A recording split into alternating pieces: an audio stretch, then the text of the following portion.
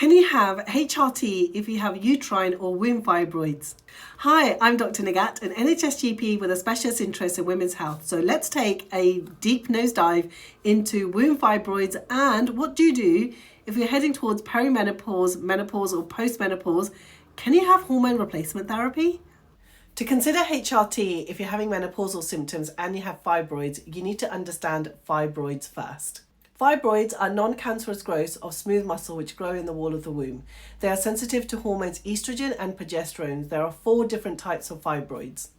Submucosal fibroids go towards the internal layer of the mucosa of the uterus and protrude into the uterine cavity. Intramural fibroids are located predominantly within the width of the uterine muscle or myometrium. Subserosal fibroids are located near the outer layer of the serosa of the uterus. And finally, pedunculated fibroids. Now, these grow on a stalk on the uterine walls, if they're outside subserosal or if they're inside submucosal of the uterus. So as you can see here and here, these are both pedunculated fibroids. When it comes to fibroids, we've got to understand that they're really common. Every 2 or 3 women have at least one fibroid, and they're often found completely accidentally when I send one of my patients to be investigated for another reason. We do an ultrasound scan and we find it out. Some women have no symptoms, but it all depends on the size of the fibroid.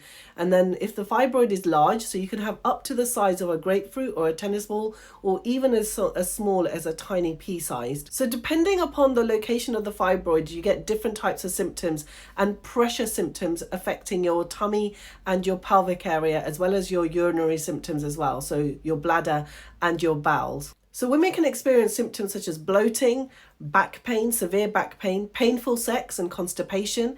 They can get urinary symptoms, wanting to go for a wee really commonly. Sometimes having fibroids, as you can see from this picture, can interfere with your fertility and falling pregnant as well. And as you can see from this picture, because fibroids can be large and you can get heavy bleeding with them, they can lead to anemia, and for some people they can cause real symptoms of tiredness and fatigue.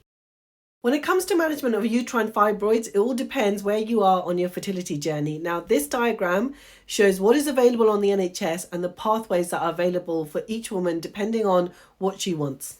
So looking at this diagram, it goes through the treatment options that are available for women with fibroids. If you've got a woman who's planning to have a baby, then it all depends on the type of fibroids that she has, whether it's submucosal, intramural or pedunculated, and then the treatment options are according to that.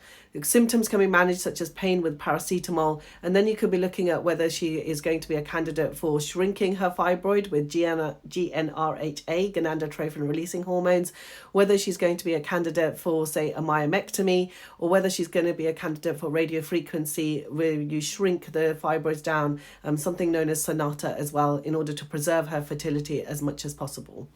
On the other end, you've got perimenopausal women who have no desire to fall pregnant at all. So for them, you might want to consider ibuprofen, tranexamic acid, progesterone tablets, even a Mirena coil in order to manage their symptoms. And then you go down the pathway, and if that's not enough, you might even want to consider hysterectomy. So for some women, actually a hysterectomy or a myomectomy or an ablation might be the first thing that they go to, depending where they are on their life stage. So what if you have menopausal symptoms such as hot flushes, night sweats, irritability, vulval vaginal symptoms, brain fog, palpitations, and you have a history of uterine fibroids? I always say to my patients that we need to always think about holistic ways, such as managing your weight, looking at your diet, getting regular exercise. And if your menopausal symptoms are impacting your life, well, the nice guidance is that HRT is first line for menopausal symptoms. But we have to be really careful and have consideration of what is needed for women who have fibroids. It falls into 2 simple steps. One is, do you have a womb and are fibroids still there? And the other one is do you not have a womb? If you have not had a womb because you've had a hysterectomy, well, then you only need estrogen therapy alone, unless progesterone and testosterone therapy might also be needed, and that's on an individual case-by-case basis. So if you have a womb and the fibroids are there, then you'll need estrogen and progesterone combined. The estrogen can be taken as a transdermal body-identical HRT, such as patches, gels and sprays. The progesterone component can be body identical, such as utrogestan, and depending on the size of the fibroids, particularly if they're very, very small, you can have Mirena coil as a progesterone component of your HRT. In the perimenopausal, so you're having periods and menopausal symptoms, menopause and postmenopausal phase of your life, it all depends on the size of your fibroids, and an individualized case-by-case plan has to be made with your healthcare provider. Of course, there is a worry that by giving a woman her estrogen back, the fibroids can grow. This is something that needs to be carefully monitored by watching for any vaginal bleeding or by getting regular ultrasound scans. So in short, yes, you can have fibroids and HRT. However, it has to be an individual care plan for you.